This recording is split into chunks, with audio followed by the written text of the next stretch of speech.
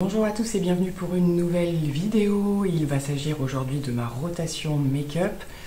Je vous avais dit, si vous avez suivi un petit peu, que j'avais sauté un mois puisque déjà le mois de février était plus court et j'avais pas suffisamment approfondi l'utilisation des produits. Donc là j'avais vraiment envie de faire des modifications en y ajoutant bien sûr les nouveautés du moment que je veux continuer à tester aussi. Donc ça va, je trouve que j'ai été plutôt raisonnable. C'est parti, on en parle tout de suite. On va parler rapidement des bases et je vais me répéter, mais je n'arrive pas à retirer la NYX Marshmallow puisque comme je vous l'ai dit, voilà, pour moi c'est la base parfaite à cette période de l'année. Enfin, ça commence à remonter puisque elle m'a fait tout l'hiver. Là j'ai renouvelé parce que donc j'en avais terminé un. Et c'est vrai que par rapport par exemple au crash test que j'ai pu faire des produits teint, fond de teint particulièrement, j'avais pas forcément mis celle-ci et du coup les produits où j'avais pas encore un véritable avis, vous allez voir après, on va en reparler, et bien avec la NYX tout de suite ça me fait un rendu différent. Donc du coup elle reste. J'ai quand même ajouté pour faire tourner mes produits, mes autres produits, celle de L'Oréal qui est un petit peu plus récente. Donc c'est la 24 heures Pore Minimizer qui est super bien, je trouve honnêtement, parce que c'est une base qui floute, qui lisse. Alors c'est pas un effet hyper spectaculaire, mais c'est quand même visible. Mais c'est surtout que il n'y a pas de côté un petit peu asséchant comme peuvent faire certaines. Il n'y a pas d'effet bouloche, il n'y a pas, donc tout est plutôt positif dans cette base, donc je vais la réutiliser. J'ai eu envie de ressortir en termes de fond de teint des choses un petit peu plus légères, on va dire, que j'ai envie de réutiliser. Alors sachant que j'ai deux teintes du coup parce que c'est un produit. Je parle du produit sans vous le montrer. Donc c'est le sérum teinté de chez L'Oréal, hein, tout simplement.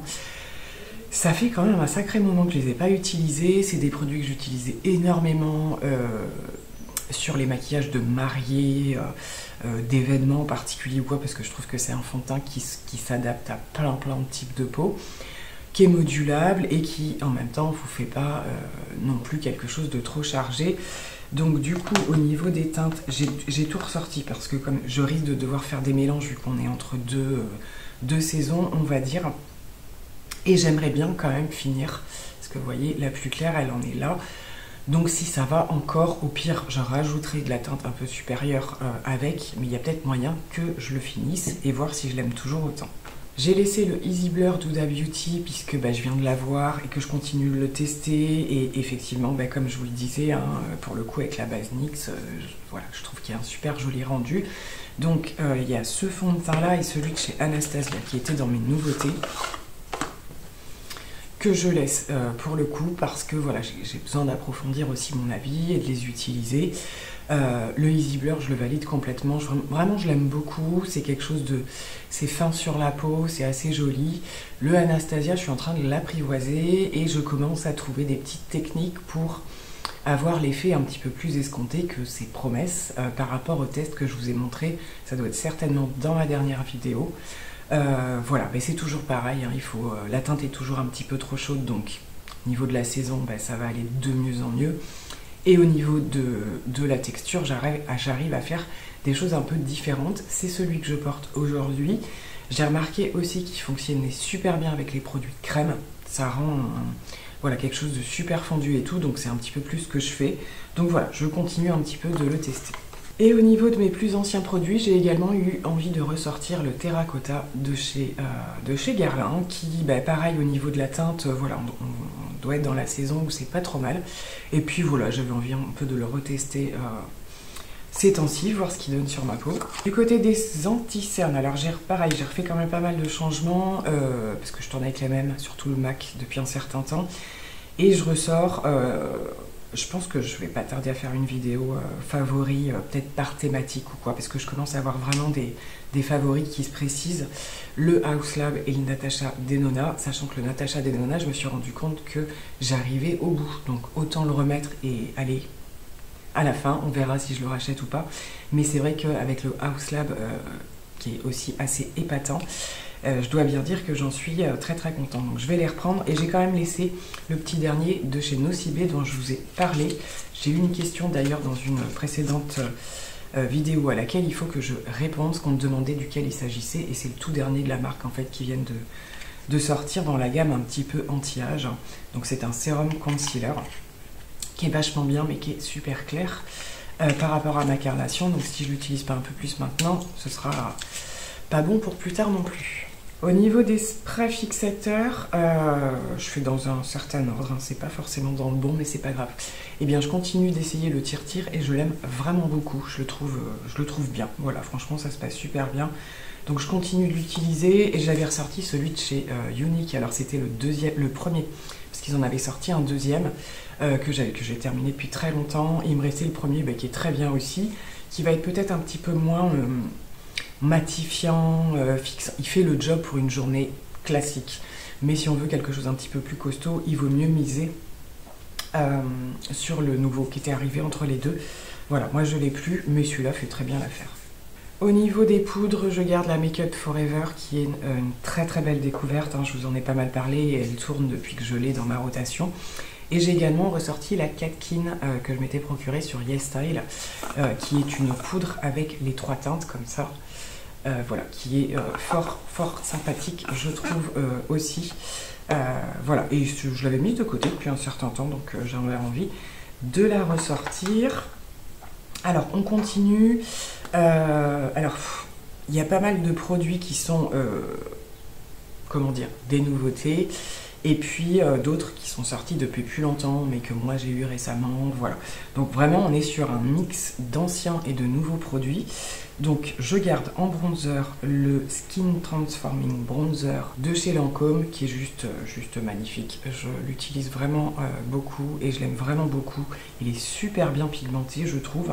J'ai également ressorti le NYX que j'adore, donc dans la gamme Buttermelt Bronzer. J'aime bien avoir à peu près 2 produits par catégorie de produits teints.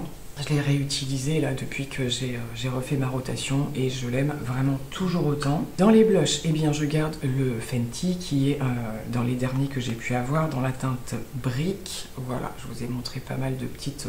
il y a eu des petites vidéos sur Insta et tout concernant cette teinte que j'aime vraiment beaucoup. Et j'ai ressorti un petit de chez Essence, pareil, que j'ai eu, bon, il n'y a pas si longtemps que ça. Hein. Voilà, qui va être un peu plus peps, un petit peu plus clair et tout. Donc pour pouvoir varier les make-up. On passe aux produits plutôt liquides ou crème. Je ressors le bronzer de chez Too Faced. Voilà, pareil, hein, qui a été dans mes favoris du temps au moment où je les ai presque tous eus en même temps finalement, que ce soit le Dior, celui-ci, je sais plus entre temps tout ce qu'il y avait. C'est pour ça que je vous parle d'une vidéo favoris sans remonter aux favoris forcément du moment, mais voire plus large. Bref, je le ressors et je l'adore. Et j'ai ressorti quasiment, il n'y a peut-être pas tout encore, ma petite collection, on va dire, des produits Chic Glam que j'aime vraiment beaucoup. Donc là, il me reste une des teintes, donc qui va être plus une teinte de bronzer que de contour pour le coup. C'est la teinte Golden Sun, il me semble, et je prends celle qui est juste avant en plus clair quand je veux faire les contours. Et là, je ne l'ai pas sortie, je crois même que je l'ai terminée. Je sais même plus. Bref, c'est pas grave. J'ai également ressorti les blushs, j'en ai 3. Alors, ça fait assez longtemps que je les ai, mais je les ai quand même beaucoup utilisés et on peut absolument pas savoir où on en est avec ce type de produit. Et du coup, j'ai 2 teintes rosées et une teinte corail et j'ai envie de refaire le point en fait sur ces teintes-là parce qu'il y en a des nouvelles qui sont sorties. Et comme on est vraiment dans du tout petit prix et que j'adore vraiment ces produits, voilà, j'avais envie d'en reprendre, mais j'ai envie de, si j'en reprends, c'est pour prendre une teinte complètement différente, clairement, sinon ça ne sert à rien. Donc voilà, je voulais refaire le point par rapport à ça. Sachant qu'il y a des teintes parfois qui sont un tout petit peu moins pigmentées que d'autres. Je me souviens là dans les rosés, j'en ai une qui toujours une fois que c'est un petit peu poudré ou quoi, ça fadit, on va dire un tout petit peu, alors que les autres pas du tout. Donc ça dépend vraiment, mais de manière générale, ce sont des produits que j'aime beaucoup. Et même si je mets quasiment plus d'highlighter, j'ai quand même ressorti celui-ci, pareil, de chez Chic Glam, hein, c'est le même principe. Il est super joli. Mais il commence à se faire vieux.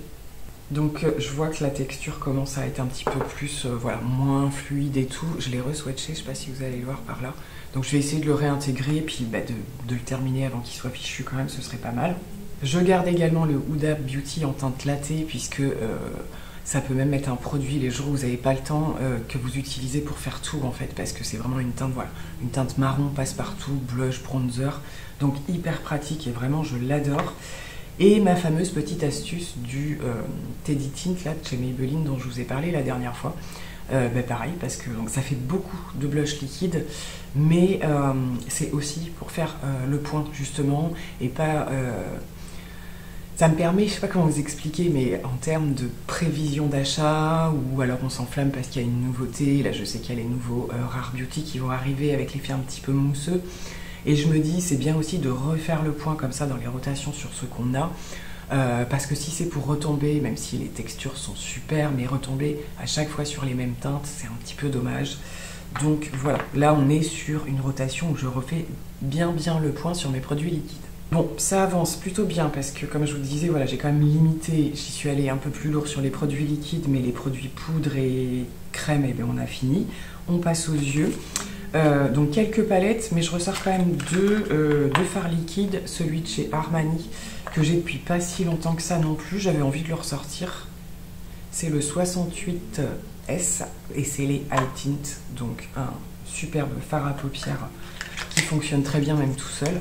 Et également celui-ci d'une des petites collections capsules de chez Kiko que j'adore vraiment parce que c'est un fard qui a un sous-ton froid. Et j'adore le moduler soit tout seul, soit avec d'autres, ça va vite, il tient super bien. J'étais agréablement surprise de cette... oui, c'était la collection Street Art. Voilà, je suis pas allée revoir, là je sais qu'ils ont ressorti des produits. Mais celui-ci, je l'aime vraiment beaucoup. Donc pour les palettes, eh bien écoutez, hein, on conserve les nouveautés, les deux palettes Charlotte Tilbury.